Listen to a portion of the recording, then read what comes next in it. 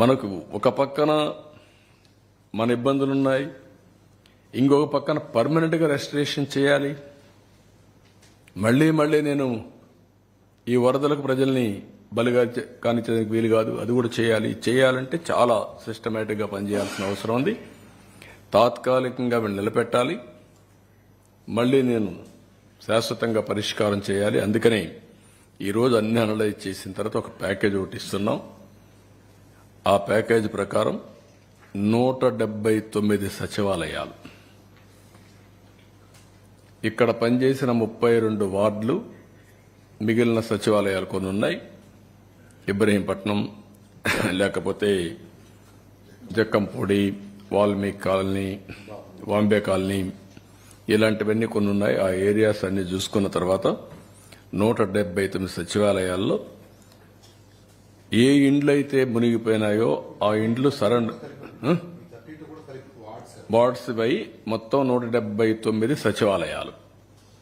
179 సచివాలయాల్లో ఉండే అందరికీ ఫస్ట్ ఫ్లోర్లో ఉండేవాళ్లు నీట మునిగారు, గ్రౌండ్ ఫ్లోర్లో వాళ్ళందరికీ 25,000 రూపాయల చొప్పున ఆర్థిక సహాయం చేస్తున్నాం. వాళ్ళ టీవీలు పోయినాయి, లేకపోతే అక్కడ ఎలక్ట్రానిక్ గూడ్స్ పోయినాయి, చాలా నష్టపోయారు. ఇది చరిత్రలో ఫస్ట్ టైం ఒక్కొక్క ఇంటికి ఇంత పెద్ద ఎత్తున 25,000 ఇవ్వడం అనేది ఇది ఫస్ట్ టైం. ఒకప్పుడు 4,000 రూపాయలు. భోజనాల కాడ ఎక్కడా మేము లోటు చేయలేదు. ప్యాకేజీ కింద కూరగాయలన్నీ ఇచ్చాం. 25 కేజీల బియ్యం, 1 KG palm oil, 1 KG sugar, 1 KG పప్పు, 2 కేజీలు ఉల్లిపాయలు, 2 కేజీలు పొటాటో, ఇవన్నీ ఇచ్చాం. ఇవన్నీ ఇచ్చిన తర్వాత ఇప్పుడు 25,000 రూపాయలు ప్రతి ఒక్క ఇంటికి ఆర్థిక సహాయం చేస్తున్నాం. రెండోది, ఫస్ట్ ఫ్లోర్లో ఉండే అందరికీ ఒక 10,000 రూపాయలు ఆర్థిక సహాయం చేస్తున్నాం. అందరికీ ఇర్రెస్పెక్టివ్. వాళ్ళు కూడా ఒక ట్రామా అనుభవించారు, పని లేకుండా 10 రోజులు ఇంట్లో ఉన్నారు. వాళ్ళకు కూడా ప్యాకేజ్ ఇచ్చాం, ఫుడ్ పెట్టాం. ఇప్పుడు కూడా 179 సచివాలయాల్లో ఉండే వాళ్ళకి 10,000 ఇస్తున్నాం. First floor, second floor and above పూర్తిగా. అదే మరిగా other parts of the state ఎక్కడ ఇండ్లలో నీళ్లు వచ్చినా వాళ్ళకు కూడా 10,000 రూపాయలు ఇస్తున్నాం యూనిఫామ్ గా అన్ని దిక్కల్లో. అంతకుముందు 4,000 ఇచ్చేవాళ్ళు, లేకుంటే 2,000 ఇచ్చి పంపించేవాళ్ళు క్యాంపులకు వస్తే. వాళ్లకు 10,000 ఇస్తున్నాం ప్యాకేజ్ ఇచ్చి. ఎస్టాబ్లిష్మెంట్స్, కిరాణా షాపులు, చిన్న చిన్న టీ కొట్లు, ఇలాంటివన్నీ ఉంటే వాళ్ళందరికీ 25,000 రూపాయల చొప్పున అందరికీ ఇస్తున్నాం. ఇల్లు పోయి ఉంటే ఇంటికి ఇస్తాం, దేనికి ఇస్తాం, రెంట్కి. ఆ విధంగా మొత్తం స్మాల్ ఎస్టాబ్లిష్మెంట్ అన్నిటికీ 25,000 ఇస్తాం 179 సచివాలయాల్లో.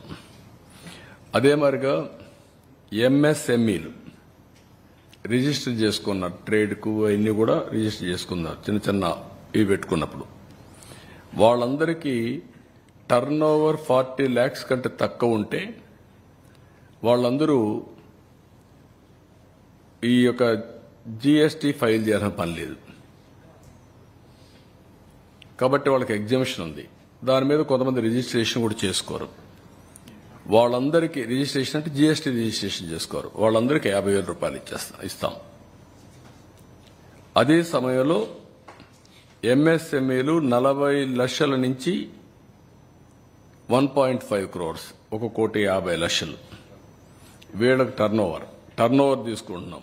ఆ టర్న్ ఓవర్ తీసుకొని వాళ్లకు 1,00,000 రూపాయలు ఇస్తాం. అదే సమయంలో 1,50,000 పైనుంటే, 1,50,00,000 పైనుంటే 1,50,000 ఇస్తాం యూనిఫామ్ గా. 3 కోట్లైనా 4 కోట్లైనా 1,50,000 రూపాయలు యూనిఫామ్ గా వాళ్ళకి ఇస్తాం. వీళ్లు కాకుండా 2 వీలర్స్ ఎవరైతే ఉన్నారో ఇన్సూరెన్స్ క్లెయిమ్ చేసుకునేదానికి ఏమేం చేయాలో చేశాం, రిపేర్లకు ఏమేం చేయాలో చేశాం, చాలా ఎక్సర్సైజ్ చేశాం వాళ్ళ మీద. ఇప్పుడు కూడా మేము వదిలిపెట్టడం లేదు. ఇప్పటికి 9,088 వెహికల్స్ రిజిస్ట్రేషన్ చేసుకున్నారు, ఇది క్లెయిమ్స్ పెట్టుకున్నారు. దాంట్లో 71,50,00,000 రూపాయలకు క్లెయిమ్ చేశారు. ఇప్పటికి 2345 క్లెయిమ్స్ సెటిల్ అయినాయి. 6,21,00,000 రూపాయలు ఇచ్చాం. ఇంకొక పక్కన 6,748 క్లెయిమ్స్ పెండింగ్ ఉన్నాయి. దీనికి 65,29,00,000 పే చేయాలి. దీని మీద పర్సూ చేస్తున్నాం. నేను మళ్ళీ 27వ తారీఖు చెప్తాను అందరికీ. మళ్ళా నేను మీటింగ్ పెడతాను. వాళ్ళందరితో మాట్లాడి ఇవి సెటిల్ అయ్యే వరకు వాళ్ళకి అండగా ఉంటాం. ఎవ్రీడే నేను రిపోర్ట్ తీసుకొని ముందుకు పోతున్నాను. ఇవి కాకుండా ఇక్కడ పుష్ కార్డ్స్ అన్నీ కూడా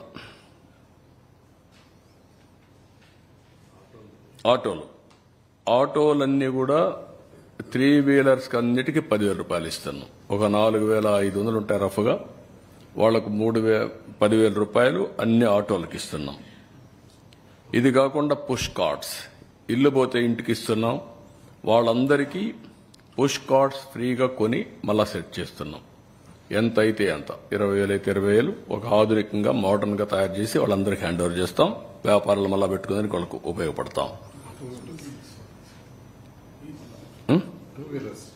2 వీలర్స్ చెప్పగా ఓకే.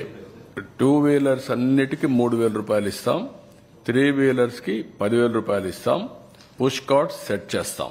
20,000 అయితే 20,000, 25,000 అయితే 25,000 చేసి మళ్ళా వాళ్ళకందరికీ హ్యాండ్ ఓవర్ చేస్తాం. వీవర్స్ కి అందరికీ, ఆర్టిజాన్స్ వాళ్ళందరికీ ఏదైనా ఉంటే 15,000 రూపాయలు ఇస్తాం. నా ఉద్దేశం ఇది కూడా వీవర్స్ కి మొత్తం పిట్టు మగ్గం కానిపోతే వాళ్ళకు కూడా 25,000 ఇచ్చేస్తాం.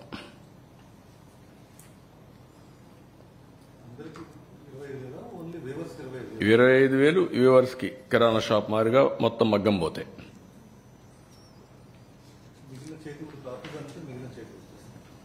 కాదు కిరాణా షాపుల వాళ్ళకి 25,000 ఇస్తామంటే ఆ రేట్లో వీళ్ళకి ఇస్తాం. ఫిషింగ్ బోట్స్ కి నెట్ పోతే partial damage 9,000. Net full boat fishing boat with net partial damage 9,000. Fishing boats non motorised with net full damage అయితే 20,000. Fishing boats with nets full damage motorised 25,000.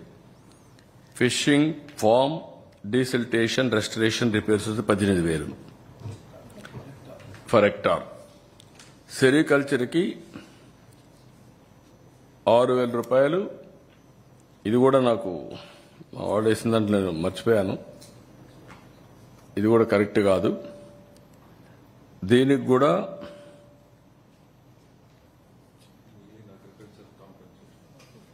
దాంట్లో వస్తుంది, నేను అక్కడ మాట్లాడతాను. లైవ్ స్టాక్ కౌస్ అండ్ బఫెలోస్కి 50,000, bullocks 40,000, live stock calves 25,000, live stock sheep గోట్కి 7,500, live stock poultry బర్డ్కు 100 రూపాయలు, క్యాటిల్ షెడ్ డ్యామేజ్ అయితే 5,000. ఇవి కాకుండా అగ్రికల్చర్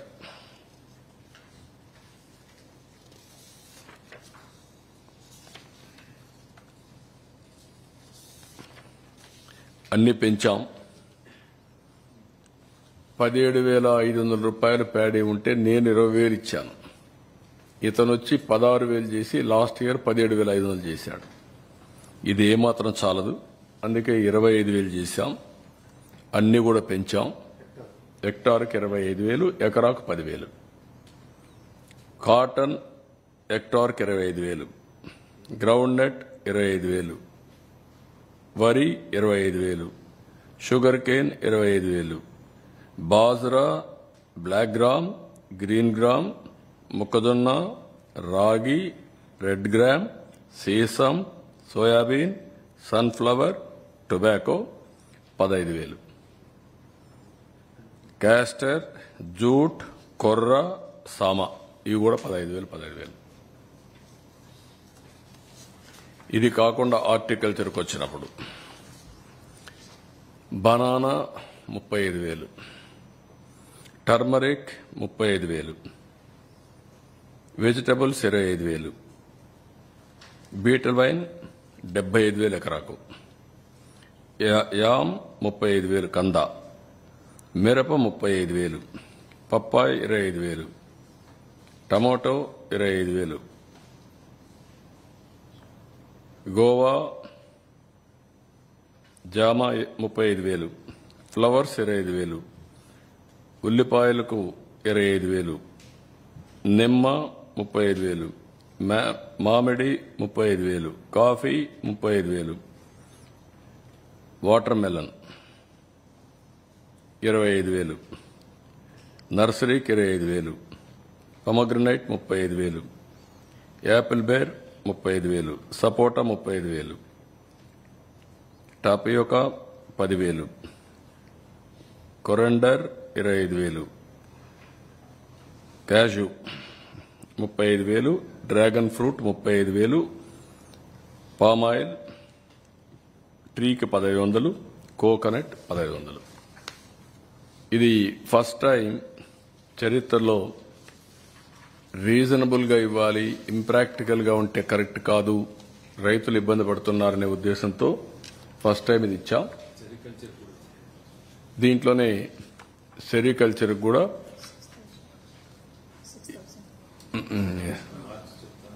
చెప్తాను, లేదు 25,000 ఇస్తాం.